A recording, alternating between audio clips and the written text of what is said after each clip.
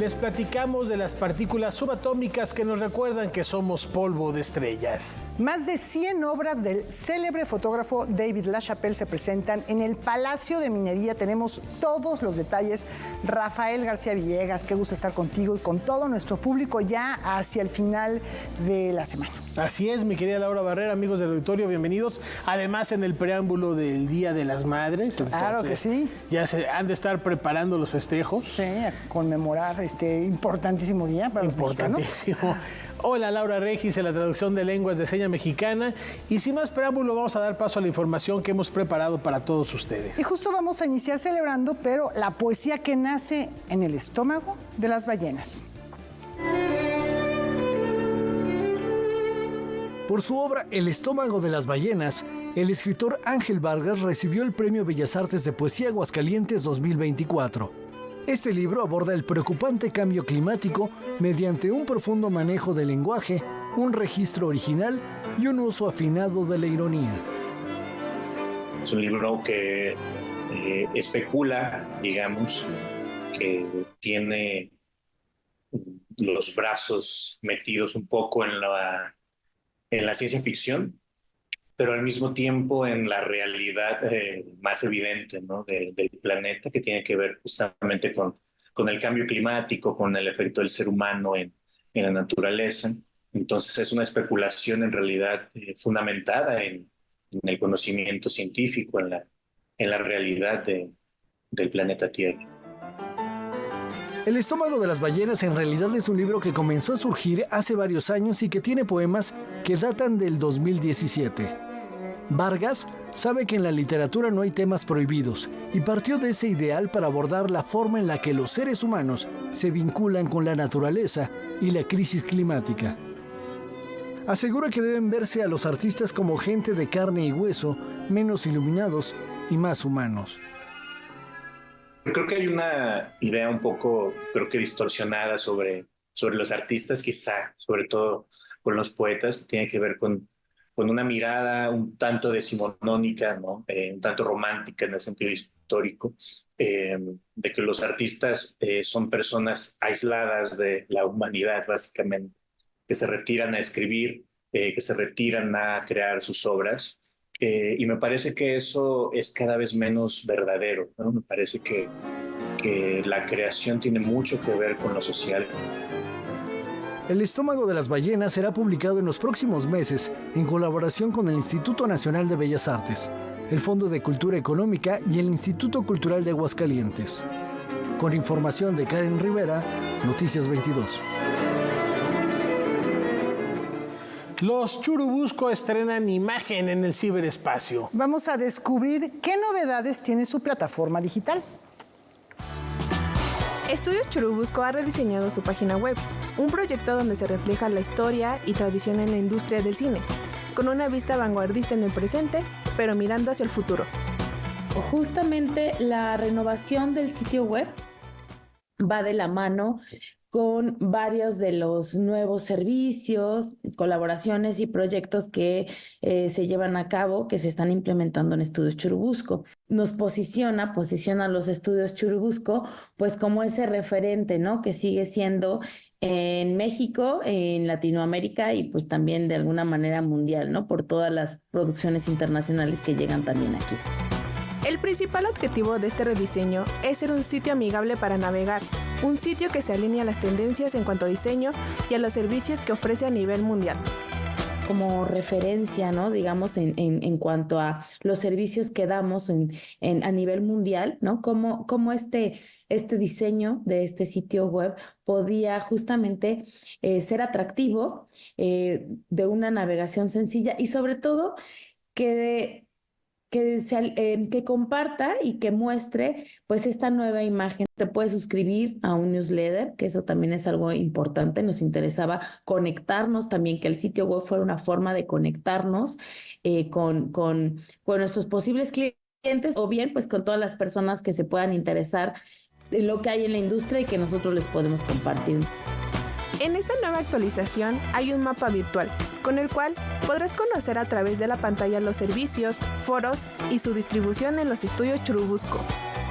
algo que vas a encontrar, que van a encontrar los usuarios al navegar por la página es nuestros foros fueron nombrados con los nombres de mujeres pioneras del cine mexicano. Me gustaría solamente invitar, ¿no? a que cualquier usuario navegue por la página, porque está pensada justamente para un cliente potencial, pero también para alguien que gusta del cine, ¿no? Que pueda conocer de alguna manera qué sucede en los estudios Churubusco. Al inicio de esta página web podrás encontrar una pieza visual compuesta especialmente para los estudios, donde la directora Claudia Covarrubias menciona que se le puso mucho esfuerzo, mucho corazón, con el objetivo de que se refleje lo que hoy en día son los estudios Churubusco. Para Noticias 22, Michelle Ramírez. La poesía fue su motor. Y a 100 años de su natalicio, evoca la memoria del autor de Reloj de Atenas. Con motivo del centenario del natalicio de Jaime García Tarrés, figura emblemática de la cultura mexicana del siglo XX, que encarnó el espíritu liberal, comprometido con la alta cultura y el servicio público, el Colegio Nacional le rindió un homenaje. Gran lección. Hizo todas esas actividades de la diplomacia, la traducción, los ensayos, la crítica literaria, y en el centro estaba la poesía. No es que estuvieran subordinados, pero complementaban su quehacer poético. La poesía era el centro, era realmente lo que lo movía. A través de su labor como poeta, crítico y funcionario en instituciones como el Fondo de Cultura Económica, defendió la idea de que el refinamiento artístico es clave para la educación popular.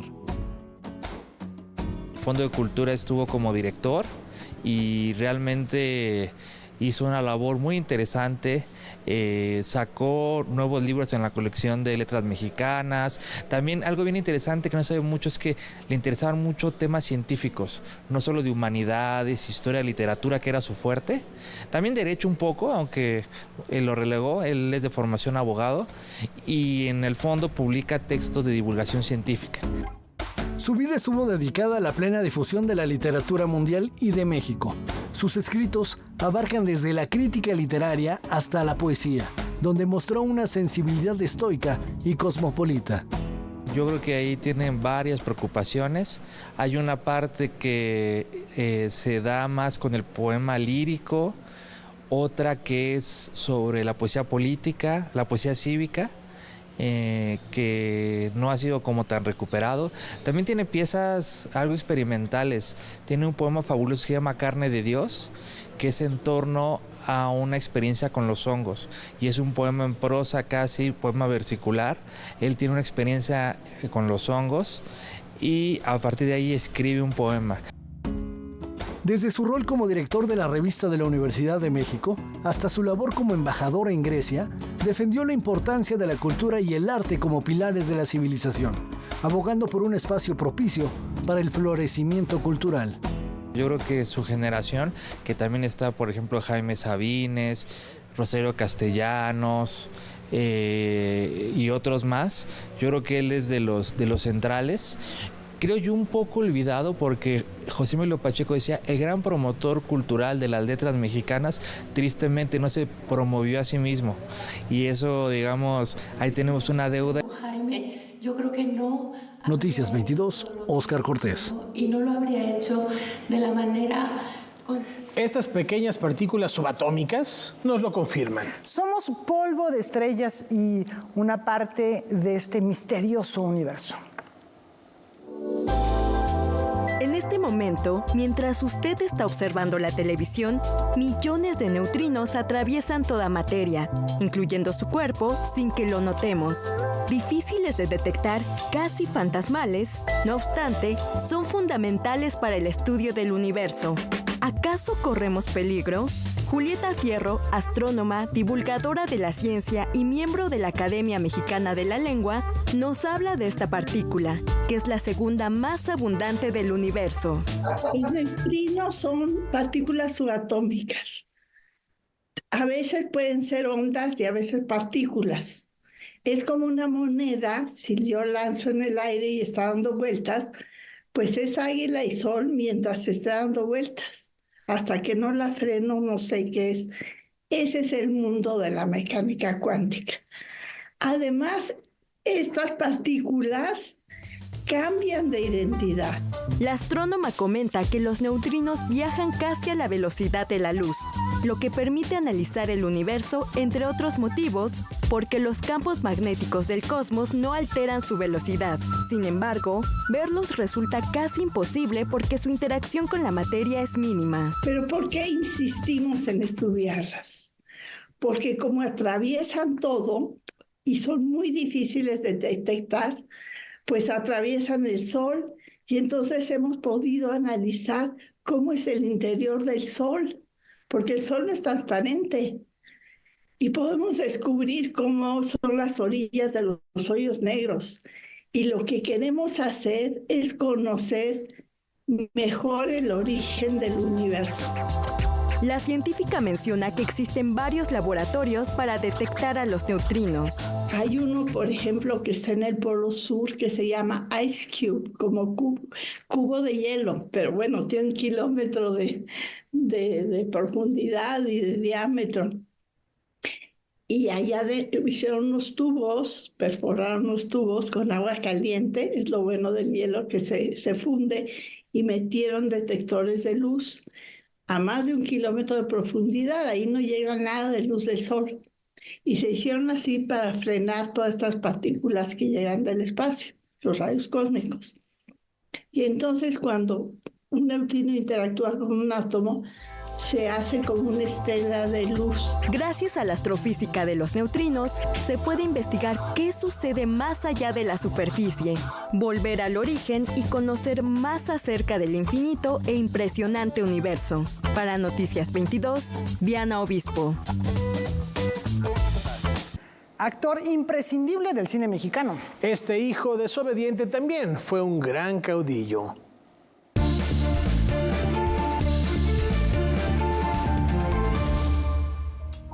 Pedro Armendáriz fue uno de los actores más importantes de la época de oro del cine mexicano. Logró destacar por su gran versatilidad en la pantalla grande. Nació el 9 de mayo de 1912. Durante su infancia vivió en Texas. Estudió en la Universidad de California, en donde se inició en el mundo de la interpretación participando en obras que montaba en el grupo teatral.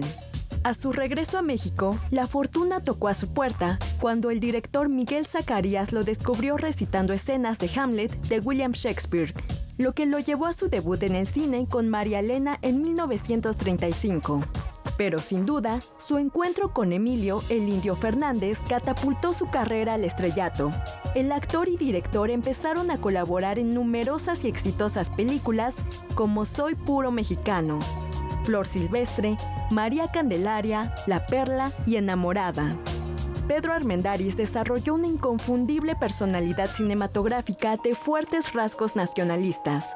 Con frecuencia encarnó a hombres duros y viriles, a indígenas, a campesinos y a revolucionarios.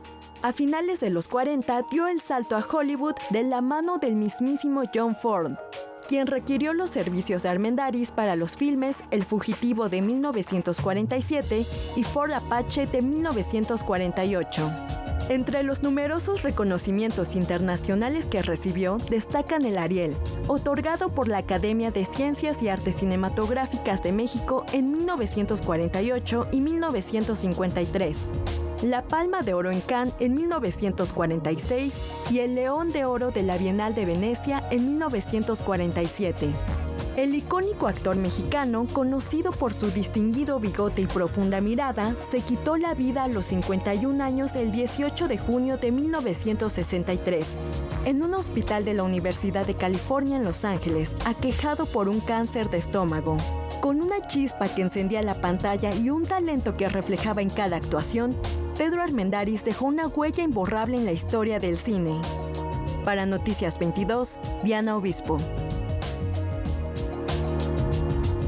Los contrastes generacionales, urbanos y emocionales crean el telón de fondo en Zapatos Rojos. Tacho, te busca la policía. Tacho es un campesino que pasa los días cuidando su parcela. Un día recibe la noticia de que su hija ha fallecido. Esto lo obliga a ir a la gran ciudad para reconocer el cuerpo y reencontrarse con ella, después de varias décadas de no tener contacto. Así empieza la trama de la película Zapatos Rojos. Zapatos Rojos, para mí el tema principal de la película es la culpa, que es la que carga el personaje principal por un acto de violencia. Él ejerce un acto de violencia que cambia totalmente su vida y lo hace tener esta culpa pesada, densa y prolongada. Zapatos Rojos, la cual ha tenido buena recepción en festivales, nos habla de la violencia, la culpa y los contrastes con la ciudad y el campo, pero también sobre el encuentro de dos generaciones que ven y viven el mundo de manera distinta. Cosa importante que hacemos. Tacho fue algo que modificó totalmente la película en varios sentidos, pero el impulso primario de la película era hablar sobre la relación que tenía con mi padre. Luego tuvimos unos eventos muy desafortunados que tocaron a gente muy cercana y ahí se involucró un poco el tema de la violencia de género, la violencia contra la mujer. Y finalmente quedaron estos tres pilares, ¿no? Quedó el pilar de la relación paternal, digamos, que es un tema importante en la película. Está también el tema de la violencia, que es el tema más coyuntural que tiene la película, digamos. Y finalmente está Tacho. Lo peculiar de Zapatos Rojos es que Tacho no es un actor profesional, pero su personalidad dota de veracidad a la historia. Lo que te da Tacho, que no te va a dar ni el mejor actor del mundo, es un pedazo de realidad demasiado grande. Y para mí es muy importante que entre la persona que va a interpretar el personaje, entre la persona y el personaje a interpretar, haya un desfase lo más pequeño posible. Tacho conecta con la herida de la película porque él y su mujer perdieron una hija, no en las mismas circunstancias que en la película, pero conectan con esa pérdida. Entonces de ahí podríamos decir que hay algo biográfico de Tacho. Pero la realidad de las cosas es que Tacho tiene una energía muy particular. Nació para la pantalla, te lo juro. Noticias 22, Alberto Aranda. La narradora de Las Mil y Una Noches y el ingenioso Hidalgo conviven en la escena.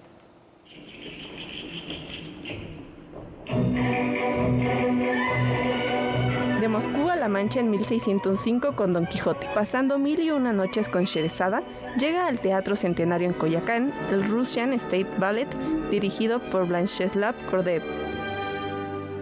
Estamos trayendo a México el ballet, el original Ballet Nacional de Rusia.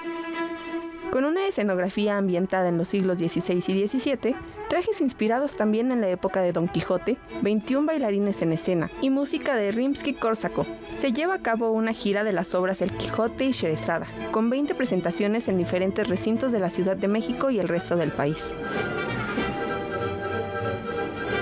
Y tengo una gran sorpresa. Este viernes, aquí en el Teatro Centenario de Coyoacán, por ser Día de las Madres, boletos al 2x1. Únicamente este viernes 2x1. La gira en la ciudad será del 10 al 12 de mayo a las 20 horas. Los boletos se pueden adquirir directamente en la taquilla del recinto. Posteriormente se presentarán el 23 de mayo en el Teatro de las Torres. Para Noticias 22, Ileana Luna.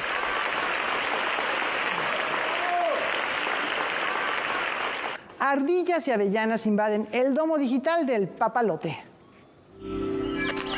Papalote Museo del Niño inicia el mes con un llamado a cuidar el planeta Tierra y nos invita a descubrir la inmensidad del universo. ¿Cómo lo hace? Su domo digital proyecta Ardillas y Avellanas, la aventura de dos hermanos inquietos por encontrar el planeta perfecto. Nino y Lili son unas ardillas que viven en el bosque y siempre están viendo al cielo. Entonces ellos piensan y se imaginan que fuera en el cielo hay otros planetas que seguramente tienen condiciones en donde hay árboles más grandes, bosques más grandes. Desde la aventura de Nino y Lili entenderemos que no hay que buscar un planeta perfecto, porque ya lo habitamos y depende de nosotros cuidarlo. Lo que queremos es que nuestros niños conozcan las características particulares de nuestro planeta, sus beneficios y cómo a través de él se puede dar la vida y que nuestro planeta es único en todo nuestro sistema solar, pero también les enseñamos acerca de otros planetas. Esta no es una experiencia cinematográfica común, pues el domo digital proyecta una imagen de 360 grados. Es todo un techo, es una bola gigante que tienes alrededor. Entonces, a la hora de que tú entras al domo digital, lo que haces es tener un sillón reclinable. Entonces, esta inclinación que tiene nuestro asiento permite que podamos tener una visión de 360 grados. Ardillas y Avellanas en busca del planeta perfecto se proyecta de martes a viernes de 10 de la mañana a 5:40 de la tarde. Los sábados y domingos el horario se extiende hasta las 7 de la noche. El Papalote, en su preocupación por proteger al planeta Tierra, también trabaja en una exposición especial para el verano. Todos pueden sumarse al desarrollo de la muestra. Solo tienen que depositar botellas PET en el recolector de la entrada del museo. Vamos a transformar este PET y este PET lo que hará es será parte física de la exposición y a partir de ahí vamos a generar experiencias que los van a llevar a la concientización del cuidado del medio ambiente. Es empoderarlos y hacerlos partícipes como sujetos sociales de que ellos puedan tener acciones, no solo pequeñas, sino grandes acciones desde su contexto. Con información y texto de Rodrigo Peredo, Noticias 22. Un icono francés de la alta costura se pasea por el Foro La Gruta. Durante los meses de mayo y junio se presenta en el Foro La Gruta del Centro Cultural Helénico la obra de teatro Abrazarte, escrita por el dramaturgo canadiense Michel-Marc Bouchard, quien ha destacado en el panorama del teatro contemporáneo por su capacidad para diseccionar las complejas relaciones intrafamiliares. En esta propuesta, el mundo de la moda sirve como telón de fondo para exponer el profundo vínculo entre una madre sobreprotectora y su hijo.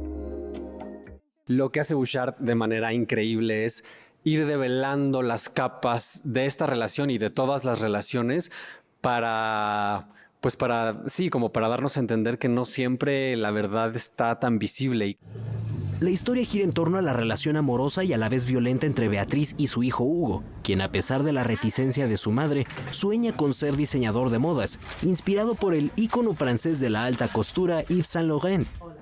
Hugo en esta obra es quien lucha por llevar a cabo sus sueños, su pasión, su vocación, son muchas cosas las que envuelve su objetivo. Y al mismo tiempo es parte de un núcleo complejo junto con su madre. La crianza que ha tenido está llena de capas. La obra habla de la belleza y de cómo estos personajes conectan a través de la belleza. Entonces hemos intentado ser muy cuidadosos con todo lo que contiene a la obra. Para mí habla del más puro encuentro con uno mismo, el llevarlo a cabo. La obra llega a nuestro país de la mano de la actriz y productora Natalia Travén, quien conoce personalmente al autor desde hace más de 25 años. Es muy conmovedor su teatro, lo que escribe, pero también es muy inteligente y con muy buen sentido del humor. La obra de teatro Abrazarte, un proyecto de la productora Tercer Milenio, se presentará hasta el 23 de junio en el Foro La Gruta, con funciones los viernes a las 8 de la noche y los sábados y domingos a las 6 de la tarde. Con información y texto de César H. Meléndez, Noticias 22. La cita es en el Foro Shakespeare para ser testigos de este encuentro generacional que promete encontrar el camino para que todo esté bien. Nieta, madre y abuela. 3 generaciones, 3 mujeres en el escenario que comparten el nombre de María. Se juntan para el cumpleaños de la abuela número 70 y a partir de esta velada empiezan a salir sus momentos más fuertes de su vida. Diferentes momentos de violencia que han sufrido o sufren por ser mujeres. Este es el inicio de María, todo va a estar bien. Dramaturgia dirigida, producida y en ocasiones actuada por Tania Ángeles Begún. Una pieza que señala la violencia de género desde la mirada femenina, pero que también reflexiona sobre las posibles salidas o soluciones. Una de mis inquietudes para escribir esta obra fue poder exponer la violencia de género, pero también exponer cómo hemos avanzado como mujeres y darnos herramientas para salir de ella. Como soy actriz y amo el teatro y la ficción, normalmente acudo a ver puestas en escena y la mayoría que yo veía en contra de la violencia de género estaban abordadas por dramaturgos hombres o por directores hombres, cosa que no está mal, pero mi sensación como mujer salía llena de miedo. Ángeles Begún encara la violencia de género, además desde el drama, pero también ha encontrado un espacio para ver el malestar desde la comedia. Creo que es un experimento sumamente interesante. A mí me gusta desde la dramaturgia, he escrito varias cosas en televisión, en cine, en teatro, y me gusta mucho partir del ser humano. Me gusta mucho el arte social, porque me gusta el ser humano. Entonces creo que aquí la investigación fue más la violencia en contra de la humanidad, y a partir de estudiar en contra de la humanidad, poderme dar cuenta que la violencia en contra de la mujer no era específica de mi país o de Latinoamérica, tampoco era específica de América, no era específica de Europa, sino en todas las culturas y tradiciones somos violentadas. La obra alterna reparto y cuenta con las actuaciones de la propia Tania Ángeles Begún, Luisa Muriel, Nelly Lacayo, Yama Acevedo, Débora Ríos y Delia Velasco. María Todo va a estar bien arrancó su temporada en el Foro Shakespeare y se presentará en el mismo lugar todos los sábados a las 8:30 de la noche hasta el 29 de junio. Para Noticias 22, Rodrigo Peredo. Rafa, les decíamos a nuestros televidentes que vamos a tener información sobre David LaChapelle. Un destacadísimo fotógrafo que visita México con mucho, mucho amor. Van a ver de qué se trata después de una pausa. Regresamos. Llegó el momento de sumarnos a la tarea colectiva y leernos en otros.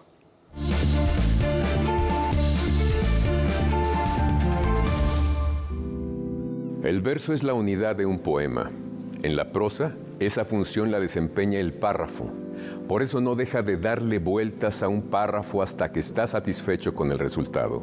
Escribe y reescribe hasta que tiene la forma, la música y el equilibrio adecuados, hasta que resulta transparente, como si no hubiera costado ningún esfuerzo, como si no fuera algo que se ha escrito.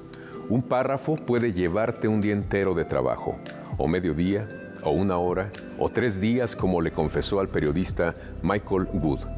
Una vez que parece estar bien, lo pasa a máquina para considerarlo más detenidamente.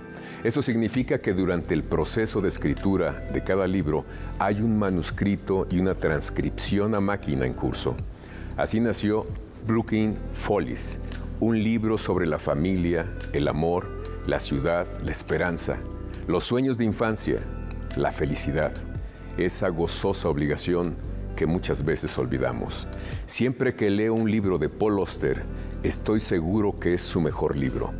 Este lo es, hasta que relea alguno de sus otros libros o lea el más reciente. Los libros son ventanas para mirar lo nuevo y para mostrar lo nuestro. También son puentes para transitar por esos mundos paralelos que enriquecen al nuestro. Cuénteme qué lee, porque la lectura es una tarea colectiva. Nos leemos en otros. David LaChapelle está en México. Regresa a México después de 3 lustros de no presentarse en nuestro país. Del que se puede decir, tenemos aquí a Víctor Gaspar, quien asistió a la conferencia de prensa esta mañana en el Palacio de Minería, un artista excesivo, exuberante, bizarro, pop, multicolor, y dices que ahora también con una profunda espiritualidad, ¿no? Así es. ¿Qué tal? Muy buenas noches, Laura. Amigos de Noticias 22, pues efectivamente hoy al mediodía David LaChapelle nos presentó su exposición que lleva su nombre y por título Amor. Se mostró un tanto interesado en la espiritualidad, parece que está en otra etapa, como él mismo lo dijo. Son etapas de evolución, de creación de colores saturados que ya conocemos, de trabajo del cuerpo. En esta ocasión más de 100 obras conforman esta exposición David LaChapelle Amor, y nos lleva por un recorrido que además nos presenta una nueva serie de trabajos titulada Via Crucis del 2023, en la que la imagen de Jesucristo ocupa un lugar preponderante, Laura.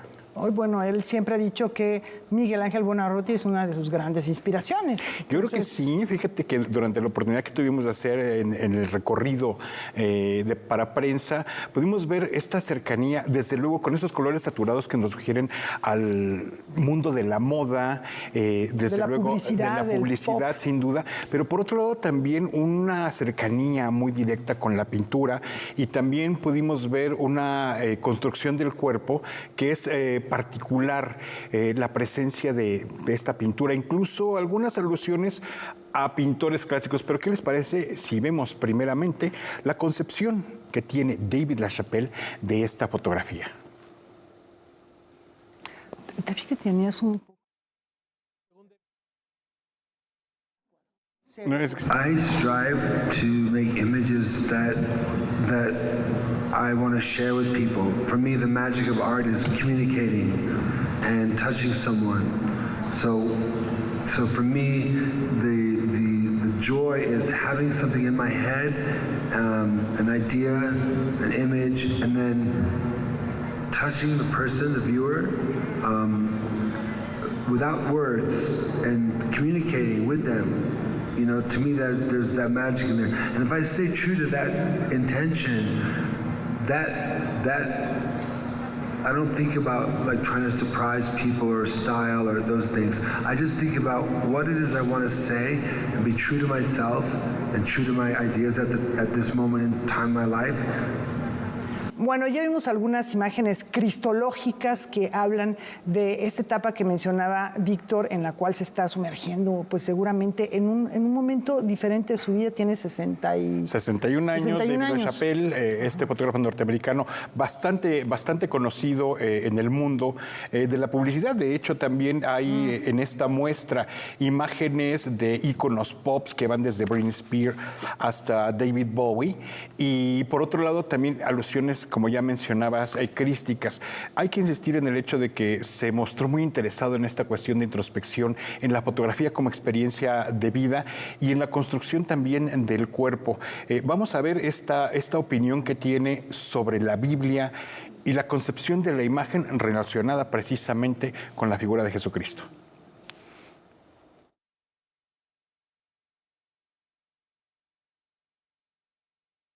This is interesting verse in the Bible. We are all created in God's image, but we're all so different looking. You know, but we're all created in God's image, but we're men, women, we have different skin tones, different things. So that's always intrigued me. Like we were all created in His image, but we're also different looking. So I think what he's really referring to is we are created in His image in our soul. Not in the exterior. David LaChapelle está muy influenciado, desde luego él conoce a Andy Warhol siendo muy jovencito y tiene estas ideas de la publicidad, de la vida loca que se vio en los años 80, del SIDA, en fin, pero también es muy clara la presencia, Víctor, del arte tradicional. Se ve que ha visto mucho Velázquez, mucho Caravaggio, y por ahí pudiera ser que también tiene una presencia de Giuseppe Arcimboldo, artista del siglo XVI.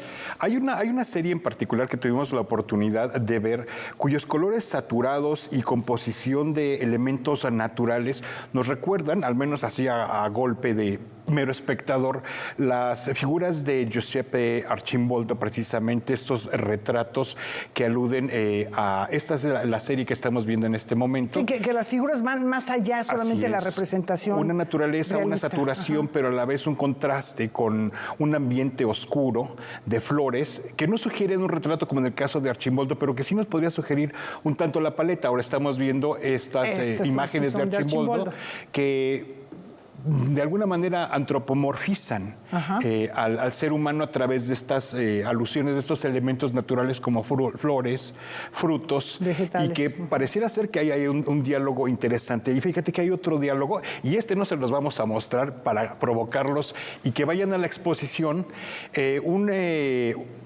una alusión, yo creo, a la creación de Miguel Ángel. Wow. Les vamos a mostrar la creación de Miguel Ángel, pero lo retamos a que encuentren también en la exposición David LaChapelle Amor esta imagen. Aquí estamos viendo que está en la Capilla Sixtina, en la Capilla Sixtina, en el Estado efectivamente, Vaticano. Y que yo creo que tiene un diálogo directo con este pintor italiano, David LaChapelle. Se siente este múltiple diálogo, incluso en la construcción del cuerpo, en la feminidad, en la naturaleza. Y oye, Víctor, y Vanitas, ¿no? Porque las imágenes que veíamos hace un momento, bueno, son esta memento mori, ¿no? También recuerda que morirás, ¿no? O sea, está la presencia de esta reflexión que nos decías, está yendo mucho por el lado, no necesariamente religioso, religioso, pero sí espiritual. Sí, definitivamente. Yo creo que LaChapelle está concibiendo una fotografía del momento, una fotografía que da cuenta precisamente de este momento. Incluso, si no lo menciona de manera directa, sí está haciendo alusión a que la fotografía es la captura del momento, y esa captura del momento y de toda su vitalidad también nos recuerda el memento mori. El hecho de que en algún momento ya no vamos a estar aquí y que tenemos incluso vínculos religiosos. Vamos entonces a ver cómo David LaChapelle entiende el acto fotográfico.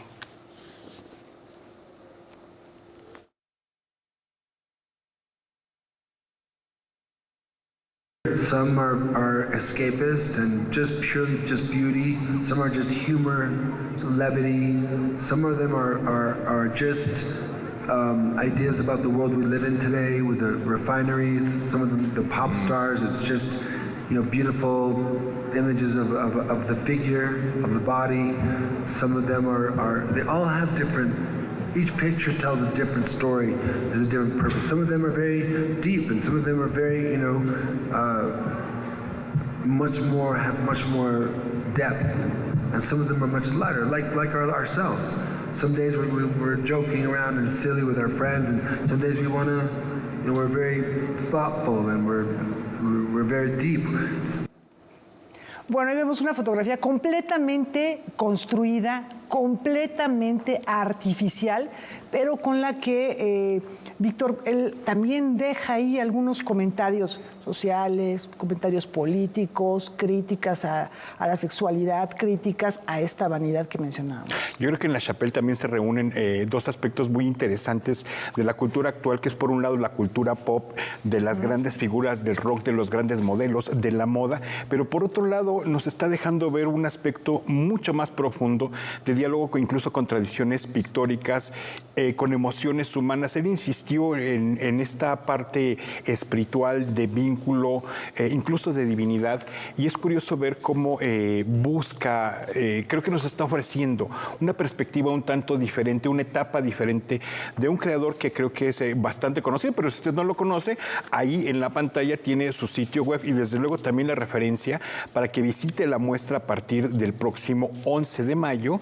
que será inaugurada esta muestra David LaChapelle Amor, y créeme que va a ser una experiencia bastante gozosa, pero si se quiere adelantar un poco, pues ¿por qué no consulta el sitio web del creador, que también a veces es una gran oportunidad de tener un primer acercamiento a la concepción de la imagen, del cuerpo, y llegar un poco más preparados y empapados para en verdad tener una experiencia muy gozosa de una de las exposiciones que sin duda van a ser de las más importantes de este año. Yo creo que va a ser una de las exposiciones más comentadas, porque hace mucho que no teníamos la presencia tan extensa, más de un centenar de piezas, de momentos tan distintos de su trayectoria, y veníamos por ahí, creo que fotos de Marilyn Manson, ¿no? Así es. De Amanda Lepore, de algunas de sus musas o inspiraciones también, ¿no? Y que además durante la conferencia de prensa preguntaban una compañera cómo combinaba el artista con el businessman, con el hombre de negocios. Claro. Y yo creo que también tiene otra virtud, el hecho de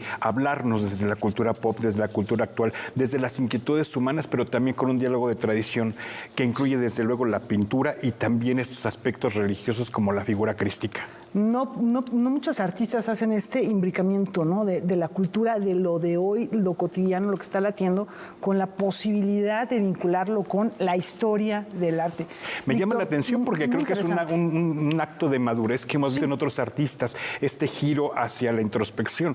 En otros casos tal vez podríamos hablar de Mick Jagger, ¿no? Que después de este gran recorrido a través de las drogas hay como una especie de redención, valga la mala comparación.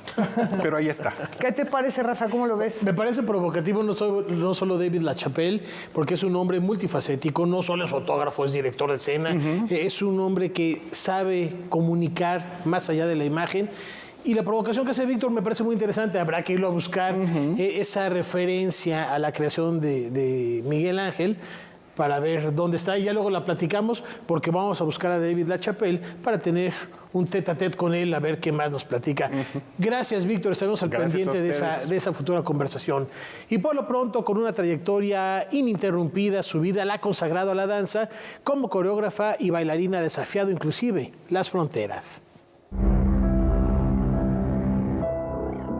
Por su destacada trayectoria como coreógrafa y bailarina, Sonny Cecile Savoy Rolls ha recibido el 37º Premio Nacional de Danza Contemporánea José Limón, galardón que otorga el Instituto Nacional de Bellas Artes y Literatura de la mano del gobierno de Sinaloa. Es una distinción muy grande. Creo que la danza cruza fronteras todo el tiempo, ¿no? Porque la danza se acerca del ser humano. De recibir una distinción con el nombre de José Limón es un honor increíble, ¿no? Es algo muy importante para mí, de ser parte de una historia de la danza contemporánea en este país. Es un honor. Savoy siempre se refiere a su tierra natal como el pueblo de un semáforo, un nombre que llama la atención de quienes creen que Estados Unidos solo son urbes como Chicago o Nueva York. Es originaria de Mamou, Luisiana. Ella creció arropada por las artes, pues en su familia había músicos que siempre escribían. Ella tuvo la oportunidad de aprender danza contemporánea hasta que llegó a la universidad. Es muy difícil empezar tarde. Es una lucha fuerte porque estás luchando con el cuerpo mismo. Entonces yo empiezo tarde y bueno, cuando doy cuenta acerca de danza contemporánea, me enamoré. Ella ahora dirige su propia compañía.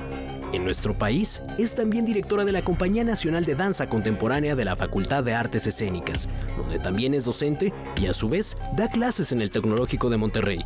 Desde la danza, su búsqueda como artista siempre han sido las relaciones de los seres humanos. Entender y tratar de reflexionar acerca de las relaciones del ser humano y el dilema del ser humano continuo. El ser humano siempre está haciendo como un ciclo de no poder encontrar la paz, de no poder encontrar la igualdad, muchas cosas, ¿no? Lo bello de danza contemporánea es que es una tierra de identidades diversas. Puedes mantener su diversidad, su voz distinto. Entonces creo que la danza contemporánea es muy bello por eso. El 37º Premio Nacional de Danza Contemporánea José Limón se le otorgó a la coreógrafa y bailarina en el Museo de Artes de Sinaloa. Para Noticias 22, Rodrigo Peredo.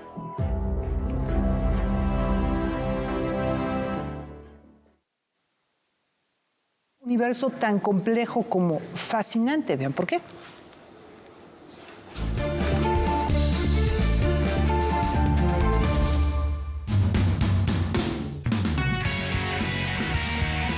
Hace más de una década, una muestra cerebral de 1 milímetro cúbico se recolectó de un paciente con epilepsia. Este tejido permitió a investigadores de la Universidad de Harvard construir una imagen en 3D de casi todas las neuronas y sus conexiones, construyendo así el mapa más detallado de la materia del cerebro jamás creado. Se seccionó la muestra en más de 5,000 partes y los investigadores pasaron todo un año completo observándolos en un microscopio electrónico. Posteriormente, unieron digitalmente cada parte para etiquetar y colorear cada componente. El nivel de detalle del mapeo de este fragmento tiene un tamaño digital de 1.400 terabytes, el equivalente a 2.800 computadoras portátiles. Se pudieron visibilizar cerca de 150 millones de sinapsis. Se confirmó que en el cerebro se llegan a crear superconexiones entre determinadas células que son vías hiperrápidas que permiten el uso automático del cerebro para acciones aprendidas y bien establecidas. De acuerdo a los científicos, estos hallazgos son solo la punta del iceberg, pues el cúmulo de datos es demasiado grande para que un laboratorio pueda explorarlo. Noticias 22. Veamos qué propuesta nos tiene esta noche el crítico de cine Leonardo García Saúl. Adelante, maestro. Hola, ¿qué tal? ¿Cómo están? Buenas noches. En esta ocasión les voy a recomendar una película infantil hecha en México. Se trata de El Caballito Volador. Después de haber hecho cine universitario de corte político como El Cambio y Meridiano 100 en 1971 y 1976 respectivamente, el director Alfredo Joscovich aceptó en 1982 dirigir un trabajo de encargo para la productora estatal Conacite 2. Originalmente pensada para una película de animación por los guionistas Patricia Van Ryn y Francisco Serrano, el cineasta decidió hacerla de acción viva para simplificar costos. Cabe aclarar que en ese entonces la animación en el cine mexicano no estaba desarrollada como lo es ahora.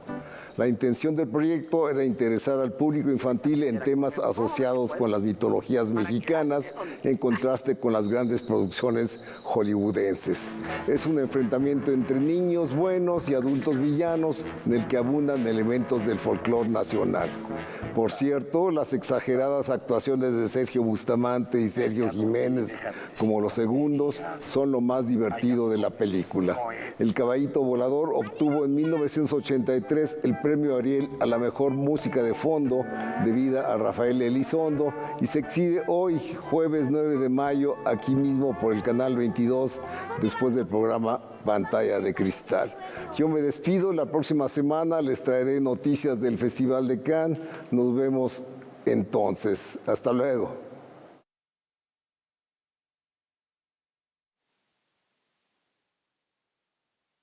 Y ahora vamos... Tenemos un problema así con el audio, pero vamos a hablar, ya lo decía Laura, una de las bandas de rock progresivo más veneradas, Génesis, tiene unos admiradores argentinos que se han encargado de promover su música. Genetics, que le rinde este merecidísimo tributo. Vamos a conocer más del mismo. Argentina Genetics, considerada el mejor y más fiel homenaje a Genesis de toda América Latina, visitará nuestro país por primera vez. Fundada en 2011, la banda tributo ha destacado por recrear magistralmente el sonido y aspecto del mítico grupo de rock progresivo, enfocándose sobre todo en su época dorada de los años 70. Es la música que más nos gusta y que nos resulta así como un desafío diario. Y tenemos una conexión, yo diría, emocional o un gusto personal por las composiciones de esa época, entre el 71 y el 77, básicamente. Los espectáculos de Genetics han sido elogiados por el guitarrista Steve Hackett, integrante de la formación clásica de Genesis. Se caracterizan por el respeto a las grabaciones originales, ya sea disco de estudio o grabaciones en vivo, así como por el nivel de detalle de su puesta en escena, que busca crear una experiencia lo más parecida posible a las presentaciones que dieron fama mundial al grupo británico. Lo que hacemos ahí es tocar el 95% de lo que está grabado en los discos, incluso con algunas pequeñas variaciones de las grabaciones en vivo, pero somos respetuosos de la música original, como si se tratara de un compositor clásico que escribía en una partitura las cosas. Para su debut en tierras mexicanas, la agrupación presentará de forma íntegra el disco Seconds Out, el segundo álbum en vivo grabado por Genesis y el primero con Phil Collins como cantante. El público podrá disfrutar temas como Afterglow, I Know What I Like y The Cinema Show.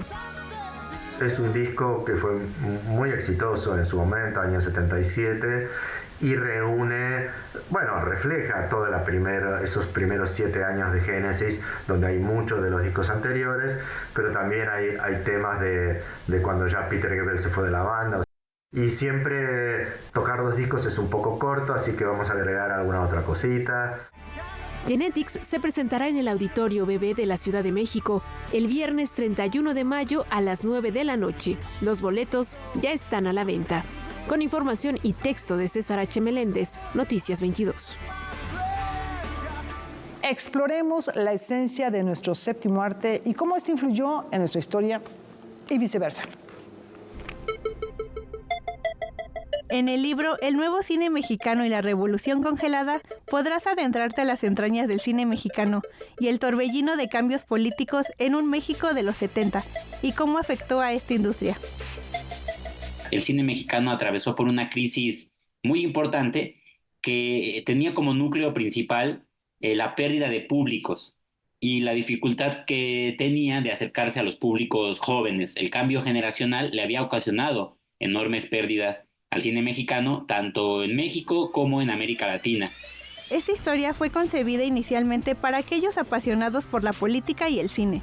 Sin embargo, el doctor en historia, Israel Rodríguez, la ha transformado en un relato con un lenguaje más sencillo, para el público que le interese leerlo. Lo que me motivó, por un lado, fue comprender cómo una industria cultural, como un ámbito cultural como el cine, podía configurarse como un territorio de debate político. Que muchas veces la historia del cine se hace como una genealogía de películas. Como toda obra, este fue un trabajo en colectivo con apoyo visual de la Filmoteca de la UNAM y la Cineteca Nacional para poder ilustrarlo. El libro trata de hacer un juego entre esa caracterización del Estado mexicano como una revolución que se había congelado y su vinculación con el nuevo cine mexicano. Este libro fue parte para obtener su doctorado, que ahora se puede encontrar en las librerías. Para Noticias 22, Jimena Rodríguez. Hoy nos despedimos con un recuerdo del compositor y organista germano-danés Dietrich Buxtehude, quien alcanza la inmortalidad el 9 de mayo de 1707. Y ustedes se preguntarán, ¿quién es el maestro Bux? Pues resulta que es el maestro nada menos que de Johann Sebastian Bach. Dicen que Bach caminó kilómetros hasta Leipzig para escuchar a Buxtehude. Cuando lo escuchó, dijo, quiero que él sea mi maestro. La historia de Bach ya no se las contamos porque, bueno, es considerado el padre de la música. Pero Buxtehude, precursor de Bach, no es cualquier cosa. Él fue el gran maestro de su época y creo que es una diferencia importante de años que tiene con Bach, unos 40 años más debe o menos, ser. ¿sí? Entonces, bueno, imagínense la veneración que le tenía este gran maestro bien pronunciado, Buxtehude. Buxtehude.